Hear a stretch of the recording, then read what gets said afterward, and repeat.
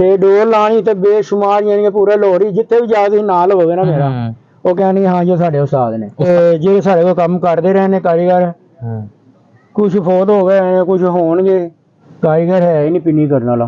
अच्छा कोई नहीं चंद महीने होंगे जे होंगे भी। अस्सलाम वालेकुम नाज़रीन, पाकिस्तान स्पेशल के साथ आपका मेज़बान हैदर अली हाजिर खिदमत। नाज़रीन, बसंत की आमद है। हमारे साथ आज उस्ताद खलीफा मोहम्मद इकराम साहब मौजूद हैं। इनसे हम बात करते हैं डोर किस तरह लगाई जा रही है और कहां कहां से डोर मिलेगी, क्योंकि अभी तक बहुत से ऐसे पॉइंट्स हैं जहां पर डोर अगर लग भी रही है उनका यही कहना है बुकिंग हो चुकी है।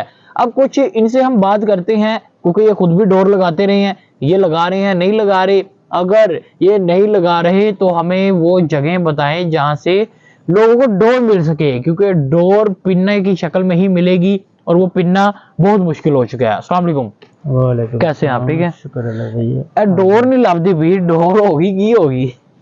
देखो ये पाबंदी लगी नूं इन्ना अरसा हो गया भी 25 साल 22 साल हो गए ने ਕੰਮ ਤੇ ਕੋਈ ਵੀ ਨਹੀਂ ਕਰਦਾ ਪਿਆ। ਜਿਹੜੇ ਕਰਨ ਵਾਲੇ ਸਨ ਉਹ ਜਿਹੜੇ ਜ਼ਿਆਦਾ ਉਸ ਵਕਤ ਯਾਨੀ ਕਿ ਉਮਰ ਦੇ ਸਦਾ ਸਨ ਤੇ ਜਿਹੜੇ ਸਾਡੇ ਕੋਲ ਕੰਮ ਕਰਦੇ ਰਹੇ ਨੇ ਕਾਰੀਗਰ ਕੁਝ ਫੌਤ ਹੋ ਗਏ ਕੁਝ ਹੋਣਗੇ ਲਿਹਾਜ਼ਾ ਜੇ ਨਾ ਲਈਦਾ ਕਾਰੋਬਾਰ ਬੰਦ ਹੋਣ ਦੀ ਵਜ੍ਹਾ ਨਾਲ ਨਾ ਉਹ ਆਪਣਾ ਕੋਈ ਕੰਮ ਕਰ ਰਹੇ ਨੇ, ਉਹ ਕੋਈ ਕਿਸੇ ਕੰਮ ਤੇ ਲੱਗ ਗਿਆ ਕੋਈ ਕਿਸੇ ਕੰਮ ਤੇ ਲੱਗ ਗਿਆ ਲਿਹਾਜ਼ਾ ਜੇ ਨਾ ਲਈਦਾ ਡੋਰ ਜਿਹੜੀ ਹੈ ਨਾ ਪਿੰਨੀ ਜਿਹੜੀ ਹੈ ਨਾ ਉਹ ਬੜੀ ਮੁਸ਼ਕਲ ਹੈ।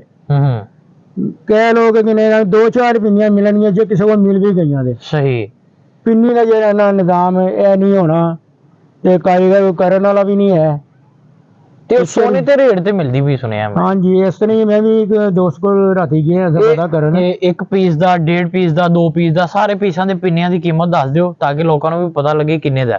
नहीं मैं जिसे को गया से ना राती उन्हें मैनूं दस्सिया जी कि एक पीस दी पिन्नी जी है ना वो 3500 रुपए दी मिलेगी। वो भी बड़ी मुश्किल होवे या ना होवे। सही है ते ऐसा है तो फिर 4 पीस की जी चरखी है पिन्नी जी है वो तो बन गई ना तकरीबन 14,000 रुपया दी 14,000 दी। ये जो शौक है ना इस वक्त बहुत महंगा है ते टाइम जे जिंदगी रही तो इंशाअल्लाह ताला अगों यानी कि वक्त देंगे टाइम जे पूरा साल खुले तो फिर शौक होता है जी इस तरह नहीं होना। तैयारी भी होगी शौक भी होगा। चलो शौक जो है ना साल ही 2-3 दफा दे दें ऐसे ही है बिल्कुल 3 दिन दे दें साल में 2 से साल ही ना 2-3 दफा यानी कि दे दें चलो शौक हो जाया करेगा। डोर भी तैयार डोर वास्ते तैयार करना से ना पूरा साल चाहिए। सही पूरा साल चाहिए। नवे मुंडे सी तैयार करने ने फिर मुंडे नवियां नूं सिखावांगे वो पिन्नी बनाणगे पिन्नी दे टाइम लगदा है। अच्छा ये 9 धारी धागा की चीज है ये कुछ है भी दसो ना कि 9 धारी धागा की है ते एक पीस ही चीज किन्नी डोर होएगी कि किन्नी मीटर या किन्ने किलोमीटर तक हो जा सकेगी?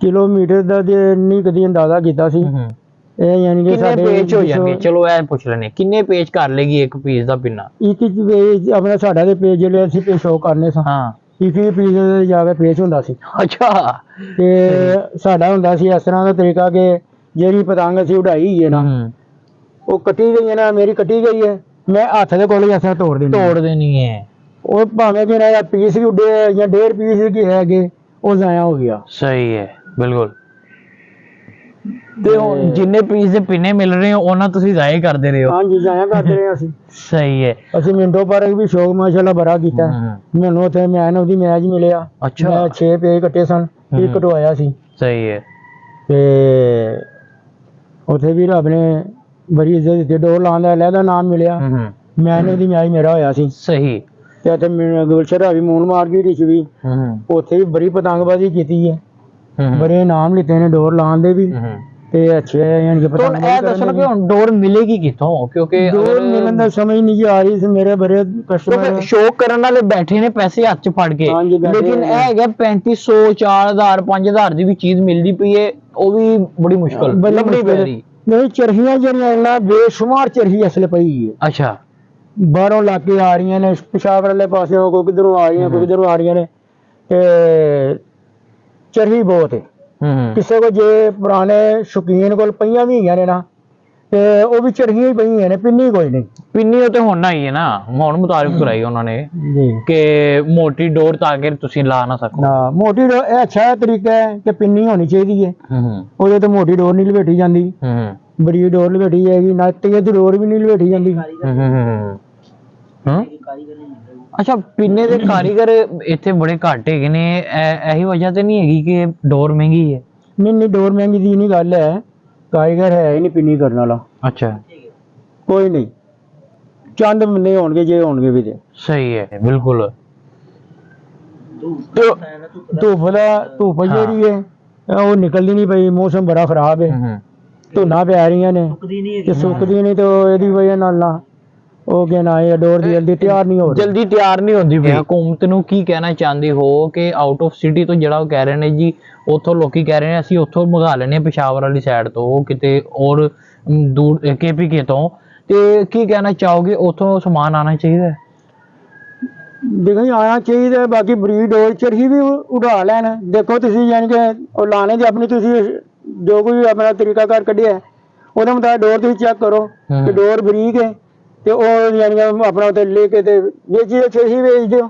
ऐसे ही है, 100 ਦੇ ਤਾਜ਼ੀ ਹੋਣਾ ਫਿਰ। ਬਿਲਕੁਲ ਚਰਖੀ ਬਰੀਕ ਦੀ ਮੋਟੀ ਦੀ ਚਰਖੀ ਨਾ ਯਾਨੀ ਕਿ ਵੇਚੋ। ਛੋਟੀ ਚਰਖੀ ਯਾਨੀ ਕਿ ਤੁਸੀਂ ਕਹਿ ਰਹੇ ਹੋ ਨਾ? ਨਹੀਂ ਛੋਟੀ ਨਹੀਂ ਹੁੰਦੀ, ਵੱਡੀ ਹੈ, ਕੋਈ 6 ਪੀਸ ਦੀ ਹੁੰਦੀ ਹੈ, ਕੋਈ 4 ਪੀਸ ਦੀ ਹੁੰਦੀ ਹੈ, ਕੋਈ 2 ਪੀਸ ਦੀ ਹੁੰਦੀ ਹੈ। ਸਹੀ।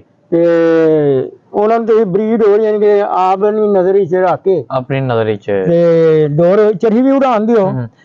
ਸਹੀ, ਯਾਨੀ ਕਿ ਤੁਸੀਂ ਇਹ ਵੀ ਤੇ ਕਹਿ ਰਹੇ ਹੋ ਨਾ, ਹਕੂਮਤ ਆਪ ਵੀ ਤੇ ਕਰ ਸਕਦੀ ਸੀ ਨਾ, ਆਪਣੇ ਅੰਡਰ ਹੈ ਸਾਰਾ ਕੁਝ ਬਣਵਾ ਕੇ ਸੇਲ ਕਰਦੀ ਤੇ ਜ਼ਿਆਦਾ ਅੱਛਾ ਨਾ ਹੋ ਜਾਂਦਾ? ਉਹ ਜ਼ਿਆਦਾ ਕਾਰੀਗਰ ਵੀ ਇੱਕ ਜਗ੍ਹਾ ਤੇ ਉਹਨਾਂ ਨੂੰ ਮਿਲ ਜਾਂਦੇ, ਕਿਉਂਕਿ ਉਹਨਾਂ ਨੂੰ ਯਾਨੀ ਕਿ ਨਾਲੇ ਇਸ ਵਕਤ ਤਿਆਰ ਬਹੁਤ ਘੱਟ ਹੋ ਰਹੀ ਹੈ ਮੌਸਮ ਖਰਾਬ ਦੀ ਵਜ੍ਹਾ ਨਾਲ। ਸਹੀ ਹੈ।